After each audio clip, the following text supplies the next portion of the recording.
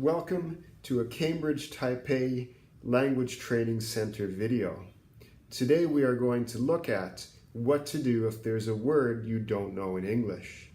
Now, of course, in real life you can look in a dictionary, but on an IELTS test you don't have that luxury.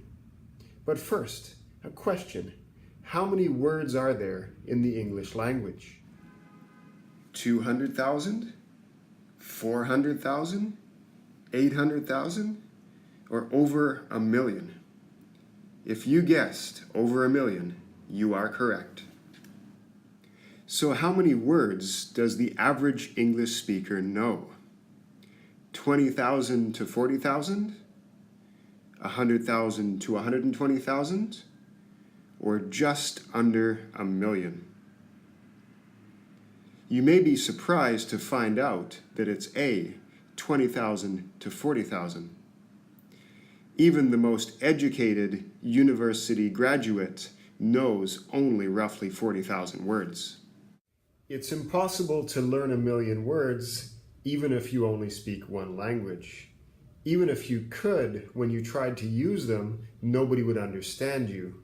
A lot of the words are slang or specific words to different cultures or scientific groups.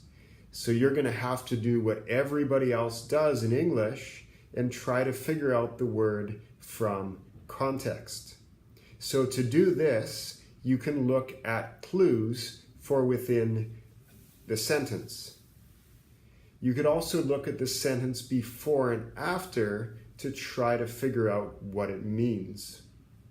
Another way to do this is to figure out the word's job.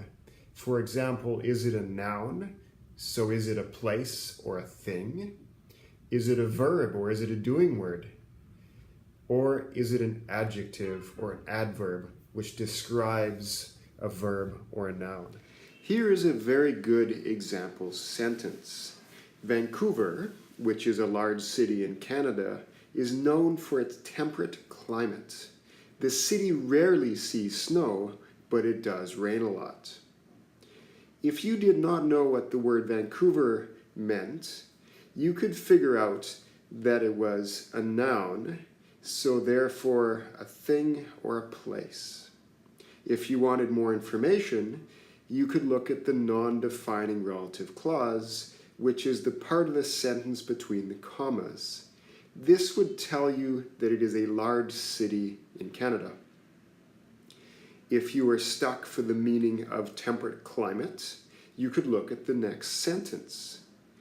The city rarely sees snow, but it does rain a lot. Therefore, climate must be something to do with snow and rain.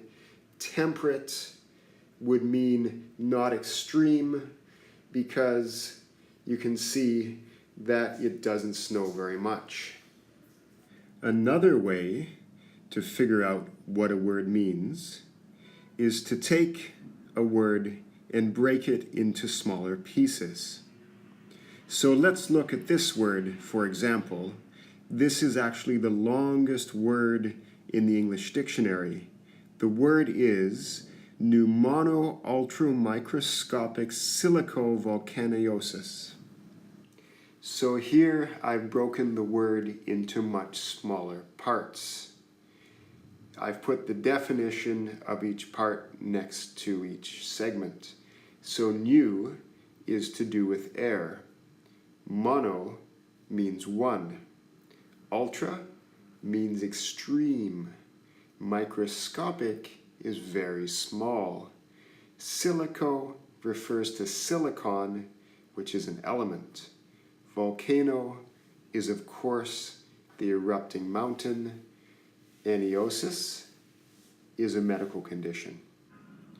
This word describes a condition brought on by small particles of silicon from volcanoes ending up in the lungs and making people very sick. These are important skills to know, not only for the IELTS test, but also for real life. When you are listening or reading English, you'll often come across words you don't know, and you'll have to figure them out, sometimes without the help of a dictionary. So, let's recap. You can figure out new words through context or through their job in the sentence. For example, are they a noun or a verb? Or by breaking the word down. However, remember that in the IELTS test, your time is limited, so only do this with words that you really need to know what they mean.